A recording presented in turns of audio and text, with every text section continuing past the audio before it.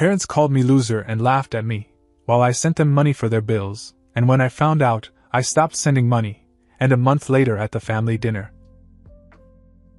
I always knew I wasn't their favorite.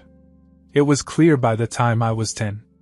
My older brother, Mike, was the star athlete, the golden child who could do no wrong. My sister, Emily, was the academic genius, always bringing home straight A's and scholarships. Then there was me. I wasn't bad at anything, but I wasn't exceptional. I didn't stand out. To them, I was just there. Still, I tried. I worked hard in school, picked up odd jobs in high school to help with expenses, and kept my head down. Even after I graduated, I never asked them for anything. I didn't have the luxury of exploring my passions or taking risks like my siblings.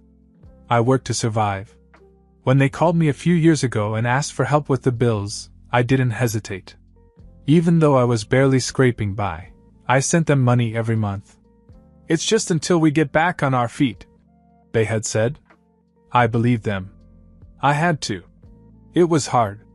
I worked long hours at a job I didn't love, budgeted every penny, skipped things for myself so I could send what they needed. I thought I was doing the right thing, proving I wasn't the failure they always said I was. I wanted them to be proud of me for once. Then, one afternoon, everything changed.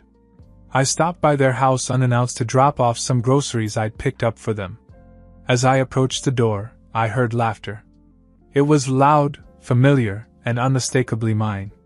"Can you believe he still hasn't found anyone? How long does he think he can put this off? What's he waiting for, 30 years? My father joked. "He's probably afraid no one will want him." Mike chimed in. "Why would they?" Emily added, laughing. "He's always so serious about his career, but look at him. He's barely getting by. It's hilarious." I stood frozen on the porch as my mother spoke next. "Well, at least he's good for one thing. He pays our bills. Can you imagine how desperate he must be to send us money? What a loser."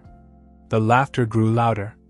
I didn't even feel myself open the door, but there I was, standing in the foyer. Their laughter stopped immediately. "What's so funny?" I asked, keeping my voice calm.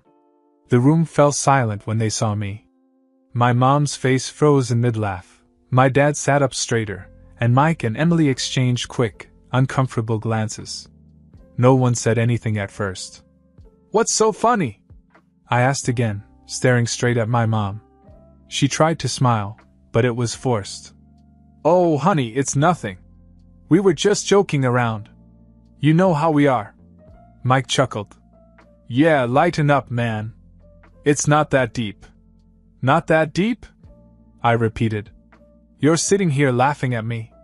About how I struggle, about how I help you pay your bills, and you think that's funny?"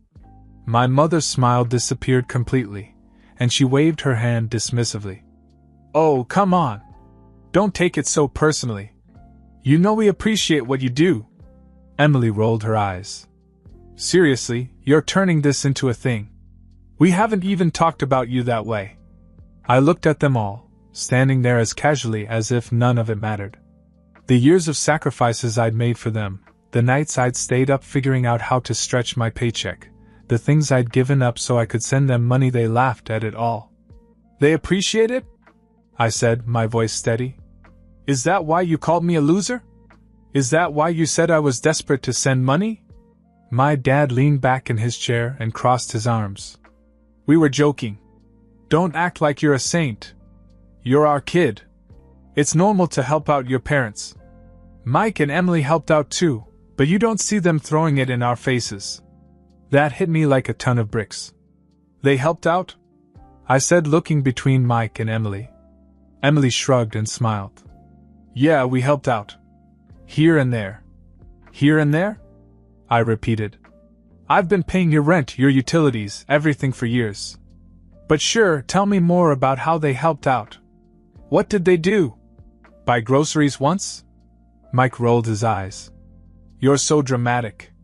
You think you're the only one who does anything? Please. If you're so bitter about helping, why didn't you just say no?" That was when I realized they didn't care. Not one bit.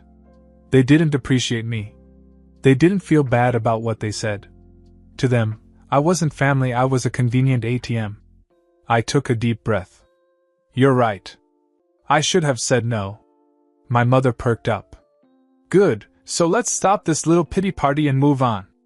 Dinner's almost ready. No, I said. I mean, I should have said no years ago. And I'm saying it now. You're on your own from here. All four of them froze. My dad narrowed his eyes. What does that mean? It means I'm done, I said simply. No more money. No more help. Nothing. My mother scoffed. You're being ridiculous. You can't just stop helping. We've depended on that money. I know, I said. That's why you're laughing, isn't it?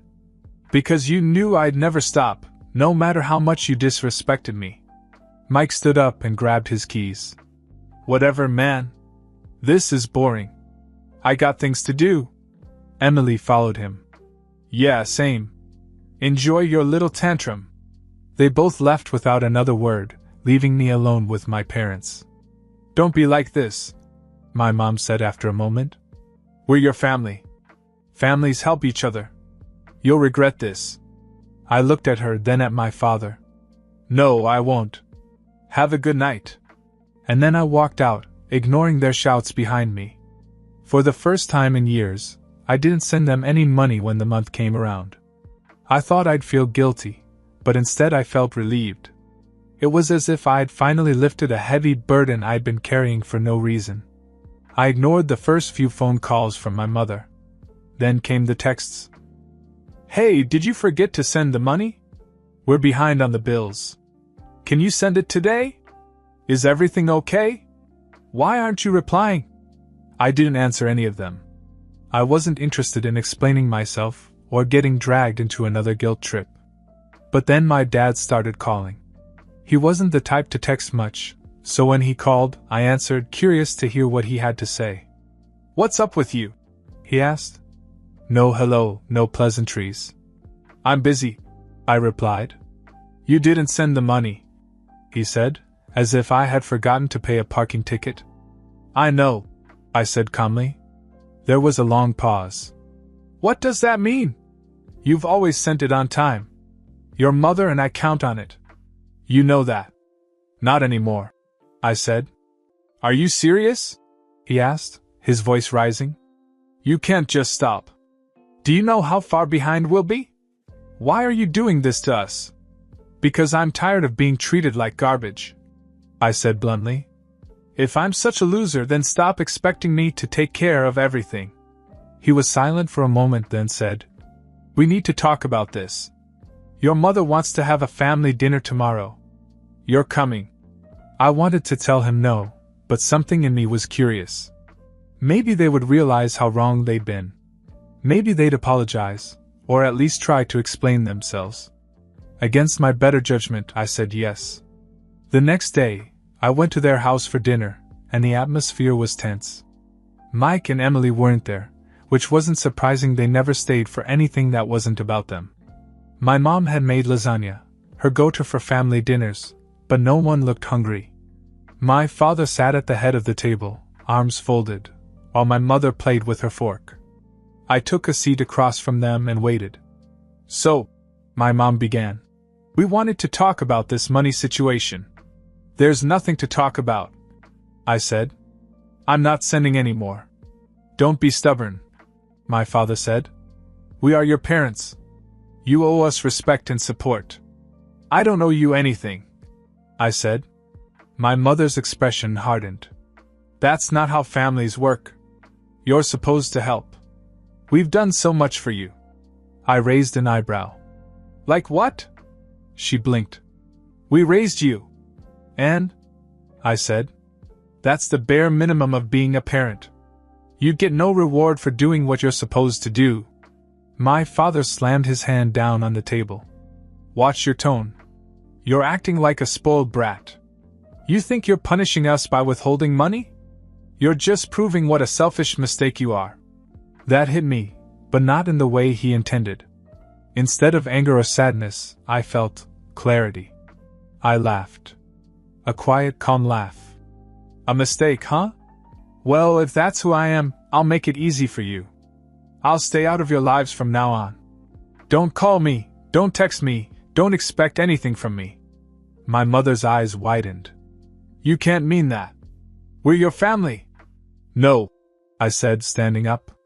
A family doesn't treat one member like an ATM while laughing at them behind their back. You've made it clear how you feel about me, and now I'm returning the favor. My father pointed a finger at me. If you walk out that door, don't come back. I nodded. Good. That's the plan. I walked out without another word, leaving them stunned. Walking out of that dinner felt final, but I didn't expect the fallout to come so quickly. By the time I got home, my phone was flooded with missed calls and messages from my mother. Each one more desperate than the last. Come back and talk to us. We didn't mean what we said. You're blowing this out of proportion. I didn't answer. A few days later, Mike texted me. Mike, you're really making a scene over nothing. Mom and Dad are pissed. Me. Not my problem. Mike, you're acting like a child. Grow up. I ignored him too. The silence wasn't easy at first. Breaking it off felt unnatural, like an instinct I'd been conditioned to follow was suddenly gone. For years I'd believed that family came first, no matter what. But what they called family, I now saw for what it was: manipulation masquerading as loyalty. A week later, I received another call from my mother. I almost didn't answer, but curiosity got the better of me. Hi, she said quickly, her tone lighter than I had expected. We just wanted to let you know that we figured everything out. Mike and Emily are going to help with the bills now, so don't worry about us. I felt a strange mixture of relief and bitterness. Good, I said. But, she added, and I knew the catch was coming. We were hoping you could at least send us a little something to tide us over until they get everything sorted. You know, just for this month. I almost laughed. Are you serious? After everything, you're still asking me for money? Don't be like that, she said. You're the only one we can count on. No, I'm not, I said. Figure it out without me. She started to say something, but I hung up. 2 weeks went by with no contact, and I was starting to feel like I was finally free. Then, out of nowhere, I got a call from an unknown number. Against my better judgment, I answered it. It was Emily. You're unbelievable, she said right away. Do you have any idea how much trouble you've caused? What are you talking about? I asked, already annoyed. Mom and Dad are panicking because they can't pay the rent, she snapped. Mike and I have been helping out as much as we can, but we're not made of money, you know. I couldn't believe what I was hearing. You've helped out as much as you can? You mean the few $100s you threw their way after years of doing nothing? You don't get it, she said, her voice dripping with condescension. These are our parents. They did everything for us, and now they need us. You don't just abandon them. I let out a dry laugh. Oh, now you want to help them? Where was that energy when I was the one carrying everything all by myself? She didn't have an answer. Instead, she said, You are selfish. You've always been selfish. Selfish? I repeated. I spent years sacrificing for her while you and Mike sat back and did nothing. And now that I'm done, I'm the selfish one? You're unbelievable. You know what? She snapped. Fine. Do whatever you want. Just don't come crying to us when you realize what a mistake you made. Don't worry, I said. I won't. She hung up, and that was the last I heard from either of them for a while. Then it happened. I was scrolling through social media one night when I noticed a tagged photo from Mike's account. It was a picture of him, Emily, my parents, and some of their friends sitting in a restaurant. Everyone was smiling, plates full of food, drinks in hand. The caption read, Family first, red heart. No matter what. My stomach turned. My parents, who had been calling and texting me nonstop about how they couldn't pay the rent, were out enjoying an expensive meal. They looked relaxed, happy, even smug. Mike's wife, Lisa, had commented, What a beautiful family! I wish we could have been there, Emily replied. Next time! We had so much fun tonight. It was well deserved after all the stress lately. I stared at the photo for what seemed like an eternity, my blood boiling. My parents had made it sound like they were drowning, begging me for help, and yet here they were, dining out like they didn't care. At first I thought maybe they'd gone out after finally getting their finances in order. But as I scrolled down through the comments, I saw something that made my stomach turn. One of Mike's friends had written, "Thanks again for dinner. Can't believe you picked up the tab." Mike replied, "Of course, man. You know how we are." My jaw dropped. I couldn't believe it. Not only had they gone out to dinner, but Mike and Emily were spending money to treat their friends while making it sound like they were struggling to help our parents. The worst part was the realization that I'd probably financed countless nights like this over the years. How many times had they laughed over drinks while I skipped meals to send money home? I wanted to let it go. I really did. But something inside me snapped. I needed closure. I called my mom. She answered the first ring, her tone immediately cautious. "Oh, hi, sweetie. I wasn't expecting to hear from you. I saw Mike's post," I said, getting right to the point. There was a long pause. "What post?" "The one where you're all out at a restaurant having a great time," I said. "You know, while you're telling me you're having trouble paying the rent." Her voice trailed off. "Well, it's not what you think." "Really?" I asked. "Because it looks exactly like what I think it is. How long have you lied to me? How many times have you used the money I sent you for nights out or other luxuries?" "It's not like that," she said quickly. "We've been under a lot of stress lately, and we just needed a nice night out to relax. You wouldn't understand." "You're right," I said. "I don't understand how you can cry to me that you're broke and then turn around and do this. I don't understand how you can call me selfish when you've been living off my sacrifices for years. Explain that. Don't talk to me like that," she snapped. "We've done everything for you. If you want to hold a little dinner over our heads, maybe you are the selfish one." I couldn't believe what I was hearing. "You did everything for me? Really? Because from where I'm standing, all you've done is take. And now that I'm finally standing up for myself, you're doubling down. Maybe you should think about why no one wants to be around you," she said coldly. "You're bitter, stubborn, and impossible to get along with. No wonder you have no one in your life." That was it. I didn't yell. I didn't argue. I just hung up. I blocked her number. Then I blocked my dad, Mike, and Emily. Whatever ties I had were gone. They didn't care about me, they never had. And now I didn't care about them either. For the first time in my life, I felt free. After I cut them off, I didn't hear from my family for a while. It was peaceful. I didn't miss the guilt or the endless demands. For the first time, I felt like my life was my own. But of course they couldn't stay away forever. About a month after I blocked them, there was a knock at my door. I opened it to find my father standing there with my mother behind him. "We need to talk," he said, trying to push past me into the house. I stepped in front of him. "You're not coming in."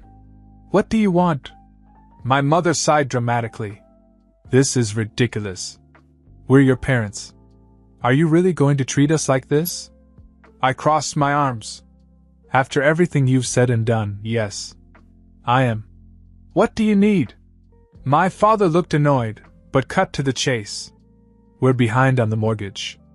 Mike and Emily can't cover it, so we thought dash." "No," I interrupted. He blinked. "What do you mean, no?" "I mean no," I said. "I'm not helping you. Go ask Mike and Emily. They're the favorites, right? Let them handle it." "We already told you, they can't," my mother said, her voice rising.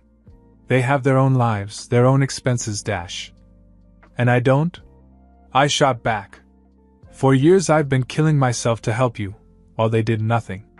You didn't care about my life then, so don't come here pretending to care now. You're on your own." My father glared at me. You think you're teaching us a lesson? You're just proving how selfish you are. I smiled. Good. Then we're finally on the same page. I closed the door and didn't look back. They showed up again a few weeks later. This time it was just my mom. She looked tired and worn, but I didn't fall for it. Please, she said quietly. We're going to lose the house. I shook my head. I'm sorry, but I can't help you. You're not helping, she said bitterly. Call it what you want, I said. But I'm done. She stared at me for a long moment before she turned and walked away. That was the last time I saw her or any of them. Months went by, and I heard bits and pieces through mutual acquaintances. Mike and Emily were paying the bills now, but it wasn't going well. I guess it turns out it's not so easy to cover everything when you actually have to. Do I feel bad? Honestly, no. They're finally dealing with the mess they helped create, and I'm free of it all. I've moved on. I even met someone. Her name is Sarah. She's smart, kind, and the first person to ever make me feel like I'm enough just the way I am. I don't have to prove myself to her or bend over backwards to earn her respect. She just sees me for who I am. The other day she asked me if I ever thought about reconciling with my family. I told her the truth, I don't. They have made their choices and I have made mine. For once I'm happy, and I don't owe them or anyone else anything. It's funny. They used to call me a loser, but now I feel like I've won.